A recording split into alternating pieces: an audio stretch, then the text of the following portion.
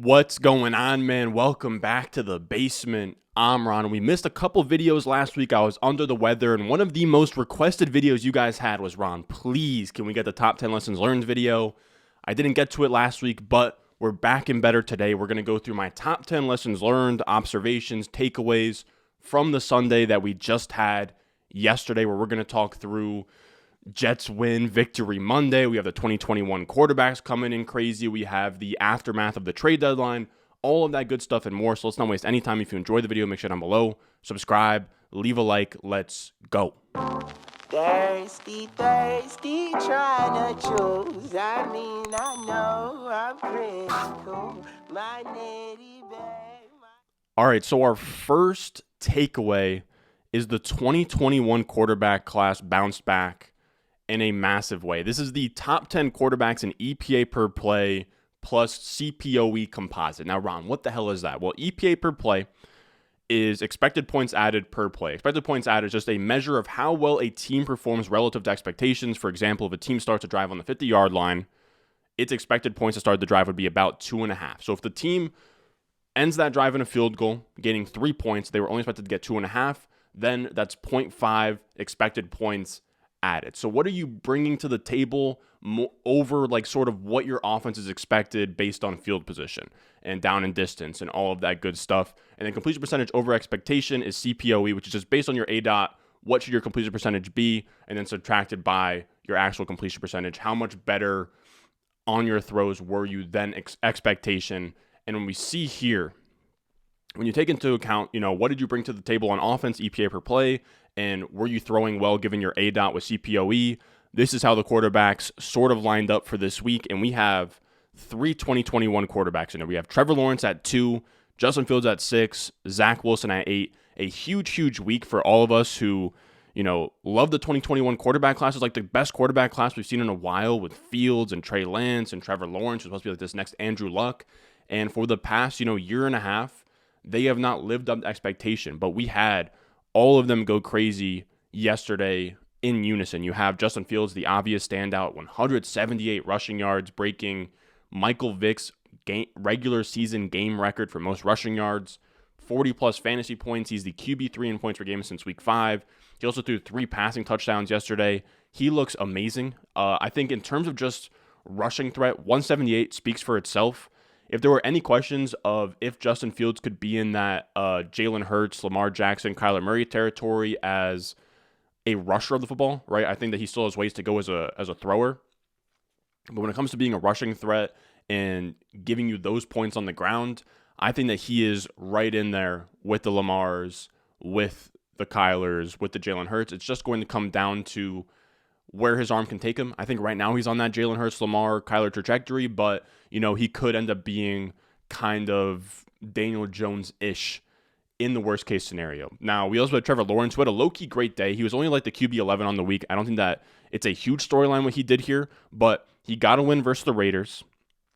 He had the second best PFF pass grade this week. He had an 80% completion percentage. He was 5th in yards per attempt this week, and he was 2nd in EPA per play plus CPOE composite. And then, of course, Zach Wilson, another one that wasn't a great fantasy day, but I think for real life, just optimism towards the future on this draft class, all of these guys crushed. Zach Wilson didn't have a great fantasy day, didn't really fill up the numbers or the stat sheet, but this was one of his best games from an EPA, CPOE perspective. Huge win versus the Bills. Probably the Jets' biggest win since beating the Patriots in the wild card round of the playoffs or the divisional round of the playoffs with Sanchez. Just insane double-digit underdogs at home. And by no means did Zach Wilson win this game, right? He didn't make crazy throws. He didn't throw for 300 yards and beat the Bills that way. But he sort of had a Jimmy G-esque game manager performance, which I think we'll take that all day over him, throwing 3 picks and being all over the place versus the Patriots. I also loved one of the sneaky stats from Sunday is how much of an emphasis that I want to say LaFleur and Zach Wilson put on Zach Wilson making quick decisions within structure, where he's been doing this thing this season where he'll almost like a little kid in Madden, where he'll take the snap, maybe look at the first read, and then start running backwards. And then he'll run backwards, maybe spin away from somebody, and then finds himself in this pocket, 15 yard or 10 to 15 yards behind line of scrimmage, right next to the sideline, trying to make something weird happen. And that's where he threw like 2 interceptions last week. That's where a lot of the scary stuff happens for Zach Wilson. So they sort of cut that out, and they got his time to throw. That's been at 3 seconds, 307 seconds has been what it's been on the entire year. They got it down to 2.39 seconds time to throw yesterday, which was the 5th fastest on the day, the fastest time to throw of his entire career, which is really, really promising. Now, I will say, where Zach Wilson has that ceiling is if you look at the Titans game when he rolls out to the side, he's directing traffic downfield, he's got Corey Davis down there, chucks it to one of them, and I think that we'll see that eventually. I think that that's part of his upside case is that Mahomes type stuff on the run outside of structure, but I think it's really important for him right now to just let's learn the fundamentals first. Let's sit in the pocket. Let's drop back. Let's go through our progressions, go from there, because it just seemed like he was almost bailing out of plays after the first read and trying to play outside of structure and forcing that. I think if he sort of lets that part of the game come to him naturally after he sort of, becomes the pocket passer and processor that the Jets want him to be, I think that's where the upside comes in. I will say, Trevor Lawrence and Justin Fields, I think that these guys are going to be studs in the NFL. Zach Wilson, probably a tier below that. Even as a Jets fan, he didn't have an amazing game yesterday. He's probably more, like kind of like Jared Goff-ish. Like it almost reminds me of like LaFleur kind of pulling the puppet strings on Zach Wilson like it was with McVay and Goff. But I hope that Zach Wilson makes me eat my words there. But regardless, encouraging win in the way that he doesn't look like a complete, liability out there, right? He didn't cost us a win versus the Bills. He made some clutch throws. He had a 75-yard touchdown drive versus a very good defense. He had a drive at the end of the game. He could hit Mims on, I want to say, 3rd and 5, which is hilarious. Which we'll actually use that to sort of segue into our next takeaway, which is the Elijah Moore no-show. And Mims was out there. He ran 25 routes. Garrett Wilson ran 28. Mims ran 25 routes to Elijah Moore's 14. The good news is Elijah Moore, after last week, he ran less routes than Jeff Smith and Braxton Berrios. He has passed them on the depth chart. 14 routes run to Braxton Berrios' 11 and Jeff Smith's 2, but he still ran less than half of the routes. He ran less routes than Mims. He had 0 targets, and you have Corey Davis coming back after the bye. So I wish I had some silver line to tell you with Elijah Moore, but he was inactive. He played behind Jeff Smith and Berrios last week. And then this week he played in front of them. Maybe he leapfrogged somebody, but Denzel Mims has almost like really earned himself some routes here. The Jets like him within the organization, which is like tough for, a lot of us that like Elijah Moore, because Corey Davis is going to come back. The interesting part is that I think that they see Garrett Wilson as kind of a natural slot. I think they kind of see Corey Davis as Denzel Mims, and Denzel Mims is like the same guy. So there's a chance that Corey Davis coming back actually eats into Denzel Mims' routes run more than it eats into Elijah Moore's, but there's really no way of telling until we see that next week. But again, not great for Elijah Moore. Another huge win for the Jets without Elijah Moore really even making a slight impact. I will say, I was huge. I don't know if any of you guys follow me on Twitter at @RonStewart_, but I was being an asshole when Elijah Moore came out and wanted to trade. I was like, pretty much at first I was like, no, don't trade him. Like, this is stupid. But if we're going to make him inactive and then we're going to have him play behind Denzel Mims, like, we probably should have just traded him and gotten, like, if the Bears got a second for Claypool, I feel like Elijah Moore in a rookie deal probably could have been like 2 seconds or like a second and a third or something. I probably would have just been fine with that. This feels like a mess. Like, I can't imagine Elijah Moore is thrilled right now. He's going into the bye week. They're not featuring him in the offense. Whatever these talks that he's having with LaFleur, they're not going anywhere. So I do kind of feel for him. It sucks. It sucks all around for fantasy, but I wish I could give you guys a positive note there. The only positive is that he's climbing up the depth chart. Where the truth is really going to be in the pudding, or the proof is going to be in the pudding once we see what things look like with Corey Davis in the mix. I would bet we're going to be disappointed when Corey Davis comes back. We will probably see Denzel Mims probably still ahead of him, which sucks. Now, moving off from Jets talk, because I know you guys hate when I talk about the Jets for longer than like 5 minutes. We have number 3, which is Joe Mixon had a crazy day, and it just made me curious. Like, this is, it's not like the most actionable takeaway of all time, but it was just curious to me. Where does it rank all time in terms of fantasy point performances? And Mixon had 22 carries, 153 yards on the ground, 4 touchdowns on the ground, 5 targets, 4 catches, 58 yards, and a touchdown. It felt like if this was a competitive game where the Bengals weren't up like 42-0 at half or whatever they were, I think Mixon probably could have gone for 60 plus. He was on that crazy of a pace through the first half, the Panthers just didn't really make it a game. And I don't think that they had a lot of pressure to score late, the Bengals. But still, 55.1 PPR points, just the 8th 55-plus PPR performance from a skill position player there, and it's the 8th highest scoring PPR game ever for a skill position player. Highest scoring game by a running back since Kamara's Christmas 6-touchdown game explosion, where if you had him, you won your championship because of Kamara. It's also really crazy just to point out, Jamal Charles was so ahead of his time, man. 59.5, the highest PPR game of all time, Jamal Charles. And the craziest part is that he played running back for the Chiefs, and his stat on the ground was 8 attempts, 20 yards, and a touchdown. That was his rushing line. He didn't even lead the Chiefs in rush attempts, rushing yards, or rushing touchdowns in this game.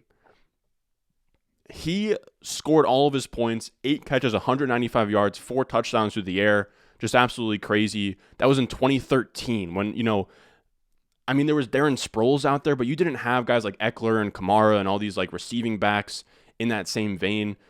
It's just cool to look at. Jamal Charles, I really do think that he kind of walks, so guys like Kamara, Eckler, DeAndre Swift, all of these guys who have that archetype could kind of run.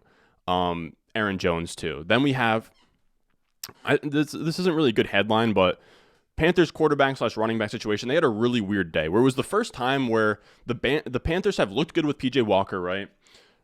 Beat the Bucks. They lose in a really horrific or really tough fashion to the Falcons. Hanging tough, playing well.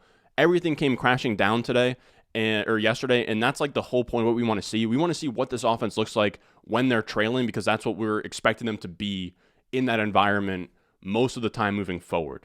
And PJ Walker completely, his magic completely wore off. He was last in EPA per play in CPOE composite on the day. He had a 30% completion percentage, even though he's expected to have a 65.3%. On his 5.4 ADOT, he had 2 picks, 0 touchdowns. He was benched for Baker Mayfield. And the funny part is that Baker Mayfield came in here and had a great day. If you look at his, 3% CPOE, a 0.59 EPA per play is really, really strong, right? You see Burrow, it's at 0.4. 70% completion for Baker, 2 touchdowns, 0 picks, 3rd in EPA per play in CPOE composite on the day. He looked really, really good. The crazy part is that now we have Sam Darnold coming back from IR. I think that he was already designated to be activated or whatever. And I think that they already came out and said for Thursday that PJ Walker's going to start again. So if PJ Walker gets pulled, I think quarterback's going to be almost a carousel for this team moving forward, which is going to be tough to gauge in terms of just what to do with DJ Moore or what to do with these other receivers. And then you also have the running back room that looked crazy in a trailing game script where, Deonta Foreman's been this absolute stud the last 2 weeks. And I think the game script here sort of revealed the flaws with Deonta Foreman, where the Panthers have been in close games the last 2 weeks, right? They had the game where they won, and they had the game that was close and it was a shootout. But when they trail, that's going to be the tough part for Deonta Foreman because they don't really trust him as a passer. You can see here, 3rd down and 2-minute drill, they deferred to Spencer Brown. They deferred to Raheem Blackshear. I don't know why they deferred to Raheem Blackshear on the goal line. I'm not really taking those snaps all that into consideration, but all I'll say is when we look at the total plays, Blackshear, Spencer Brown, they had, 26 plays.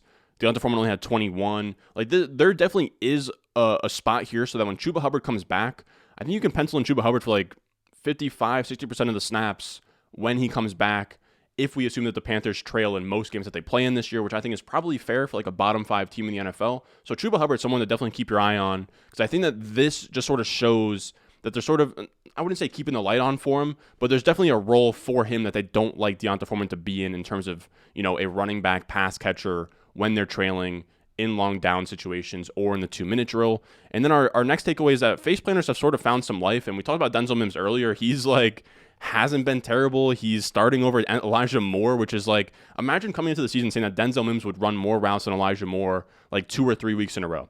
It's crazy. He's having a little bit of a resurgence. I also want to talk about Terrace Marshall and just sort of piggyback on our Panthers talk real quick. But Terrace Marshall was a prospect I liked coming out. I liked him a lot coming out. And then we did the prospect model last year, which is the year after Terrace Marshall's draft class, which revealed to me that Terrace Marshall actually wasn't that great of a prospect, but he he's kind of rebounding ever so slightly here. He had 6 targets on Sunday, 3 catches, 53 yards, his first NFL touchdown. He had a 20% target share. He ran as many routes as DJ Moore. The week before that, he had a 25% target share, 9 targets, 4 catches, 87 yards. I wouldn't get all that excited. Like, I don't think I'm really going to be adding him in redraft leagues and stuff, but he has a pulse. It's interesting. Just something to keep an eye on. Terrace Marshall, there is some hope for our boy. And then also about Rondale Moore. He had 10 targets this week to DeAndre Hopkins' 5. He ended up with a 28.5% target share on Sunday. His target totals since returning, and I want to say week 5, have been 5, 8, 10, 2, 8, 10. So what's that? 2 over 8, 2 games at 10, only 1 game under 5 targets. He's been the wide receiver 25 in points since he's returned. I'm not sure he ever gives you like a top 12 finish or gives you like meaningful production, but I think he's a good player, like a solid player that probably flirts with like a top 24 finish or 2 during his entire career. Again, I'm not sure that he'll ever make a difference, but I think that he's probably like somewhere between like Tyler Lockett, Jacoby Myers, like Russell Gage, like somewhere in that range of just like kind of like PPR magnet. Doesn't really move the needle a ton, but is interesting. Now, our 6th takeaway is the rookie wide receiver report. We missed it last week. I'm gonna move everything down that's either in a bye week or hurt for now. And this is we actually moved it up a little bit. We're gonna do rookie wide receivers with minimum 10 targets, and I sorted them by week 9 route participation. And up top, we have the man of the hour, the man who was puffing on that Bills pack, Garrett Wilson.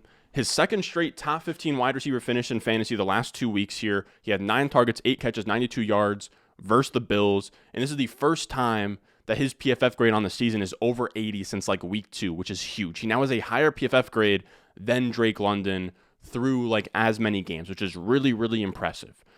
He has a stronger rookie profile as anybody else. His yards per route run is coming up to 1.91. Target per route run is great. He is a full-time starting wide receiver now, where he was kind of mixing around like 60% of the routes. He has run 97% plus or 95% plus the last 2 weeks. He is now the featured guy, and all the chemistry he had with Flacco and the concerns, he might not have chemistry with Zach Wilson. I even thought that Zach Wilson would have more chemistry with guys like Corey Davis and Elijah Moore. That has all worn off. They love Garrett Wilson. He is the guy in those walls. I think that he has finally sort of earned that wide receiver 1 spot. If the Jets were to release a depth chart, which obviously like no team does, but I think going into the year, they probably would have had like Elijah Moore, Corey Davis, Garrett Wilson. I think now it's probably Garrett Wilson, Corey Davis, Denzel Mims, Elijah Moore, which you hate to see, but climbing up the depth chart, per route numbers are great. 80 plus PFF grades, elite. He has as strong of a rookie profile, first year as anybody in this class right now. Then we have a Drake London down game. Do you hate to see his lowest PFF grade of the year? He had just 54.2 receiving grade this week. He caught just 3 of 7 targets for 23 yards. He hasn't scored 10 or more PPR points since week 3. The per route data is still strong, right? 26.6% target per route run, 1.78 yards per route run is fine.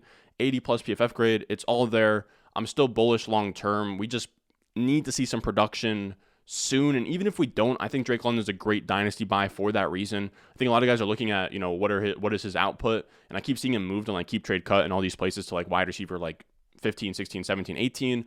I just did my Dynasty Rankings update this week, and I think I put him at wide receiver 8, and this game doesn't really budge me off that. So I think Drake London is a great buy low in Dynasty, and redraft's a little bit tougher just because of this offensive environment being so bad for fantasy, but it is what it is. We have Alec Pierce, 81% route participation, which is good, right? He's running more routes. He had a down game this week, though. Didn't really have the same, like last week he kind of popped. He had like the best receiving grade of the week. This week, not so much. Tyquan Thornton, week 7, 93% route participation, goes down to 84%, goes down to 67%. His playing time is coming down. His per route efficiency is just straight up awful, 0.62 yards per route run, under 55 PFF grade.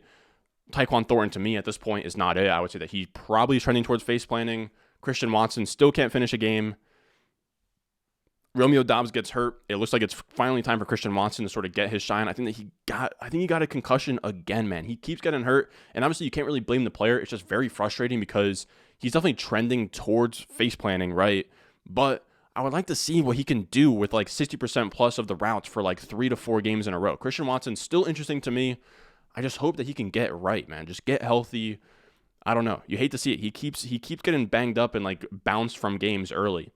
You also have Sky Moore. This one is tough, man. He's still hovering around like a 25% route participation. Per route efficiency is coming down, right? He's hovering around like 15% target per route run, 1.27 yards per route run. That's not great. Like ideally, you want 20% plus target per route run. You want like 1.75 plus yards per route run.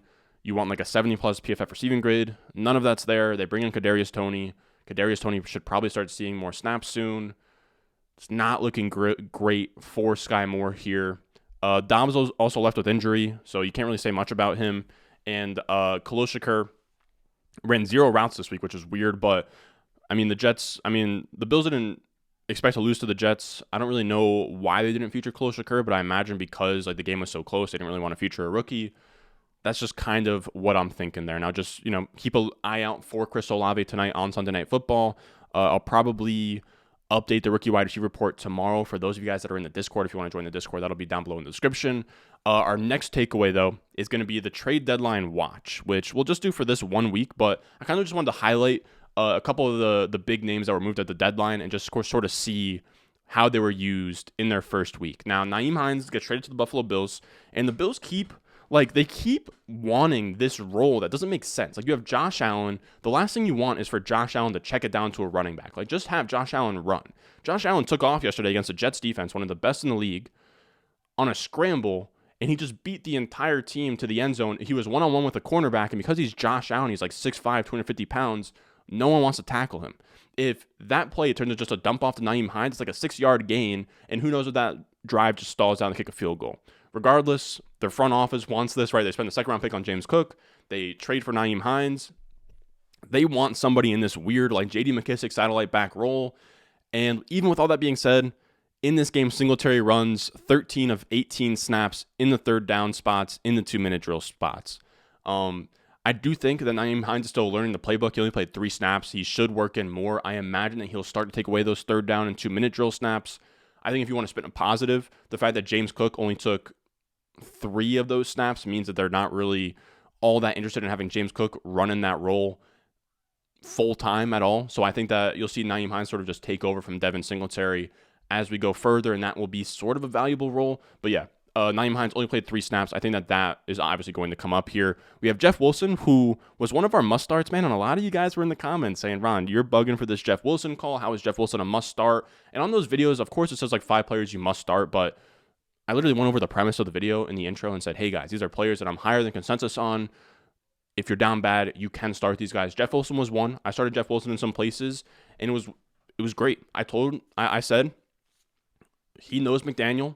McDaniel had Edmonds and Mostert, 2 backs that are like under 205 pounds. It was very clear that he wanted a bigger guy for, between the tackles carries. You don't want to have Raheem Mostert, a guy who's fragile and small, handling 20 or like 15, 16, 17, 18 carries a game. It made sense to bring in Jeff Wilson and have him featured pretty much right away. He comes in, he scores fantasy points, he plays great. If you have Raheem Mostert, it's kind of a little bit of a rain on your parade here. You had essentially a workhorse running back for free off of waivers. I would say that Raheem Mostert gets a slight downgrade. I would say Jeff Wilson gets an upgrade, and they're both probably like top 25 to 35-ish plays week in and week out if the snaps look like this moving forward. Then we have Chase Claypool, and this one was interesting. Similar to Nyheim Hines, he didn't play a full diet of routes or snaps, but he was still at 16 routes here, technically tied for third in routes, but 6 targets is really, really promising, where it's clear that they want to get him involved. The routes are only going to go up. I imagine the targets will stay the same or increase, so they want to get him involved. I think that eventually he'll learn the playbook. He'll get featured on more routes. Really positive stuff for Claypool. And then same thing for Hawkinson, man. But the crazy part about Hawkinson is he didn't have any, ramp up like these other guys did. Hawkinson slotted right in like Jeff Wilson. But the crazy part is it's not like he has, right? I don't think that he would have, he doesn't have any prior experience with Kevin O'Connell, I don't think. But he slots right in here. 37 routes run. You guys can see that's barely less routes run than guys like Thielen and Justin Jefferson. He had an 88% route participation, which is elite. We want like 80% plus. Hawkinson was out there for 80% or 88%. He had 9 targets, which was a 26% target share in just his first game with a new team. And it was his second highest PPR scoring game of the year, behind just like that wild week 4 explosion versus the Seahawks. This, I wasn't really expecting much from Hawkinson, but this is like a clear situational upgrade for Hawkinson if any of this sticks. The route participation is great. Clear quarterback upgrade. He's getting featured more. Again, his best PPR game of the year outside of like the wild like one-off Seahawks game. Really promising for Hawkinson. And then the last guy we'll talk about is Kadarius Toney. And Kadarius Toney isn't really featured. 6 routes. It's clear that they want to get him involved, though. 2 targets on 6 routes is like, obviously you don't want to extrapolate target per route run on 6 routes, but, you know, what? 1/3 of the times that he was running routes, they wanted to get the ball in his hands. It seems like, I think that the only touches he had were like in the first 20 minutes, which I imagine those were the plays that he just knew. I think eventually he will get worked in. It's going to be really interesting to see. I think his floor is probably climbing ahead of just Justin Watson in routes run. His ceiling is probably trying to get past McCole Hardman, Marquez Valdes-Scantling, but I'm not sure how easy that will be for him. Same thing with Sky Moore here, and he's competing with Sky Moore. It's a crowded wide receiver room. The bet is that Toney is talented enough to climb up that, but it definitely is an uphill battle for Toney. Now, our 8th takeaway, DeAndre Swift malpractice, bro. Like, it's actually so annoying that they fire up DeAndre Swift to give him 10 snaps. He was outsnapped by Justin Jackson. He had just 8 PPR points. He had only 5 touches, DeAndre Swift. DeAndre Swift he hasn't touched the ball more than 10 times in a single game since week 1. I would love if they could just shut him down, let him get right. Like, I don't understand why they keep playing him on limited snaps. Like, if he's not good to go, shut him down for a couple weeks and then bring him back when he can handle a workload. Like, it's absolutely insane to me that they keep, like, you know, sort of stringing him along, having him play limited snaps. Like, just if he's healthy, play him. If he's not healthy, don't play him. It's very annoying for fantasy because we keep firing him up, and then it's like, nope, he's actually just going to get 10 touches here.